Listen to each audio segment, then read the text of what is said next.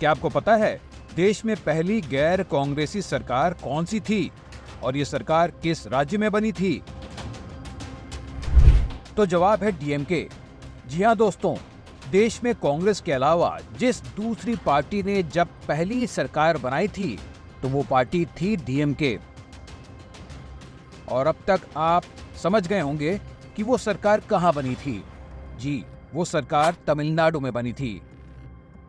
देश में सबसे लंबे समय तक पद पर रहने वाले नंबर 1 और नंबर 2 सीएम कौन से हैं और इन दोनों में आपस में क्या संबंध है? तो देश में सबसे लंबे समय तक मुख्यमंत्री रहने वाले पवन चामलिंग, तो उनसे 1 साल कम। और नंबर 2 सबसे लंबे समय के सीएम का नाम है नवीन पटनायक।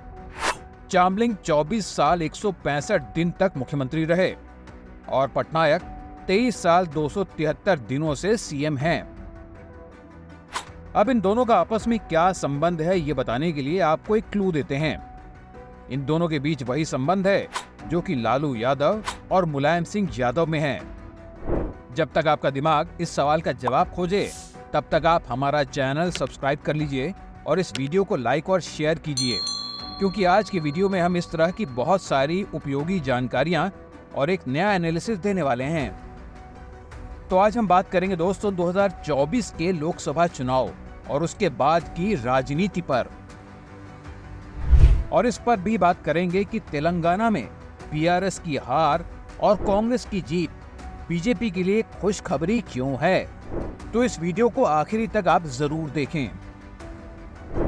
देखिए दोस्तों, देश में लोकसभा की 543 सीटें हैं और इनमें से 200 से अधिक सीटें उन राज्यों में हैं जहां किसी न किसी रीजनल पार्टी की सरकार है। अब आगे बढ़ने से पहले दोस्तों आपको उस सवाल का जवाब बता देता हूं कि नवीन पटनायक, पवन चामलिंग, लालू यादव और मुलायम सिंह यादव सभी वो नाम हैं जो किसी न किसी रीजनल पार्टी से जुड़े हैं। और ये पार्टियां अपने राज्यों में कितनी पावरफुल हैं इसका एक नमूना देखिए। तमिलनाडु में 1967 में पहली बार कांग्रेस की जगह डीएमके की सरकार बनी और उसके बाद से आज तक 50 साल से अधिक हो गए हैं, लेकिन किसी भी नेशनल पार्टी की सरकार वहां पर नहीं बनी। हर बार डीएमके या फिर उसी से टूटकर बनी पार्टी एआईएडीएमके की सरकार वहां पर बनती रही है। ये पार्टियां इतनी मजबूत क्यों हैं, इसकी वजह भी आपको बता देता हूं। देखिए, ये कोई छोटी मोटी पार्टियां नहीं हैं। कुछ आंकड़े देखिए साल 2021-22 के। समाजवादी पार्टी ने अपने पास 568 करोड़ की संपत्ति दिखाई है इस साल। इसी तरह चंद्रशेखर राव की भारत राष्ट्र समिति यानी बीआरएस ने 512 करोड़ की संपत्ति दिखाई है। वहीं डीएमके के पास 400 करोड़ की, तो नवीन पटनायक की पार्टी बीजू जनता दल के पास 474 करोड़ की। और ये तो वो संपत्ति है जो सिर्फ पार्टी ने अपने पास दिखाई है। नेताओं की तो हम बात ही नहीं कर रहे हैं दोस्तों। तो इनके लिए चुनाव लड़ना और किसी बड़ी से बड़ी पार्टी का मुकाबला करना कोई ज्यादा मुश्किल काम नहीं है।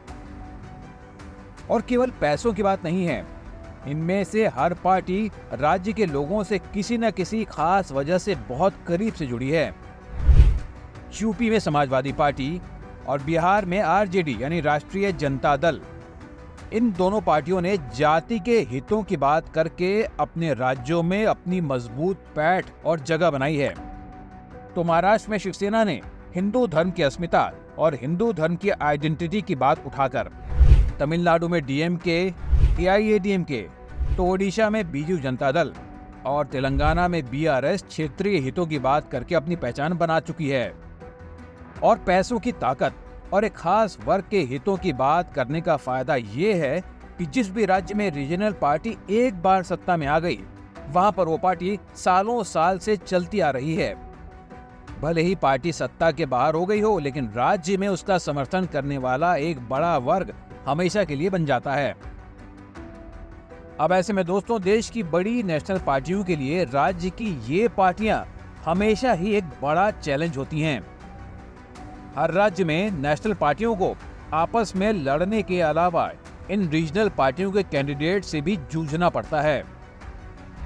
लोकसभा की 543 में से 225 सीटों को ये रीजनल पार्टियां प्रभावित करती हैं। इसीलिए प्रधानमंत्री नरेंद्र मोदी भले ही कांग्रेस मुक्त भारत का नारा देते रहे हैं, लेकिन वो जानते हैं कि अगर बीजेपी को बढ़ाना है तो इन रीजनल पार्टियों की ताकत भी कम होना जरूरी है। इसी का एक नमूना हम महाराष्ट्र में देख चुके हैं दोस्तों, जहां पहले शिवसेना और बाद में शरद पवार के एनसीपी की कमजोर होने से बीजेपी को राज्य में तो फायदा मिला ही, लोकसभा चुनाव में भी फायदे की उम्मीद है। यूपी में समाजवादी पार्टी की ताकत कम होने की बात हो या फिर बिहार में जनता दल यूनाइटेड और कर्नाटक में देवेगौड़ा की जनता दल एस कोई भी कमजोर होता है तो देश की सबसे बड़ी पार्टी और मजबूत पार्टी बीजेपी को फायदा होता है। दूसरी तरफ इन पार्टियों के मजबूत होने से कांग्रेस को फायदा होता है, क्योंकि जिन राज्यों में कांग्रेस सीधे बीजेपी का मुकाबला नहीं कर पाती है, वहां कांग्रेस को रीजनल दलों का साथ मिल जाता है। अब तेलंगाना में बीआरएस की हार के बाद से कांग्रेस भले ही खुशियां मना रही हो कि एक राज्य में कम से कम उसकी सरकार बन गई, लेकिन बीजेपी इसलिए खुशी मना रही है कि एक और रीजनल पार्टी कमजोर हो रही है।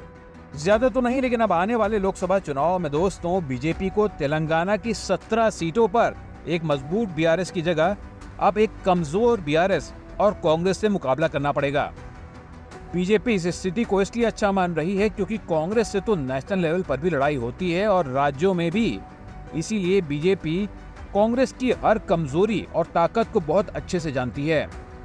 लेकिन अगर बीआरएस मजबूत हो और मुकाबला उससे हो तो उसकी ताकत और कमजोरियां पता करना बीजेपी के लिए उतना आसान नहीं होगा, क्योंकि पार्टी बीआरएस से 5 साल में एक बार ही चुनाव लड़ी है। बीआरएस के कमजोर होने और कांग्रेस से हार जाने का एक और फायदा भी बीजेपी को हो सकता है। आखिर बीआरएस कांग्रेस से हारी है तो वो कांग्रेस को अपना सबसे बड़ा दुश्मन मानेगी और कांग्रेस को कमजोर करने के लिए लोकसभा चुनाव में बीआरएस बीजेपी से हाथ मिलाने को तैयार हो सकती है। कम से कम ऐसी थ्योरी उछाली जा रही है। इसीलिए हम कह रहे हैं दोस्तों कि आने वाला वक्त भारतीय राजनीति का एक बहुत ही एक्साइटिंग और निर्णायक समय हो सकता है, टर्निंग पॉइंट हो सकता है। तो ये था दोस्तों Indian politics the Modi factor में आज का हमारा एनालिसिस। आपकी रीजनल और नेशनल पॉलिटिक्स के बारे में क्या राय है हमें ज़रूर लिखें। साथ ही हमारे चैनल को लाइक और सब्सक्राइब भी कर लें और घंटी वाले आइकन को भी दबा दें ताकि आपको हमारे वीडियो के अलर्ट्स मिलते रहें और हमारा मोदी फैक्टर का परिवार भी बड़ा हो सके। नमस्कार।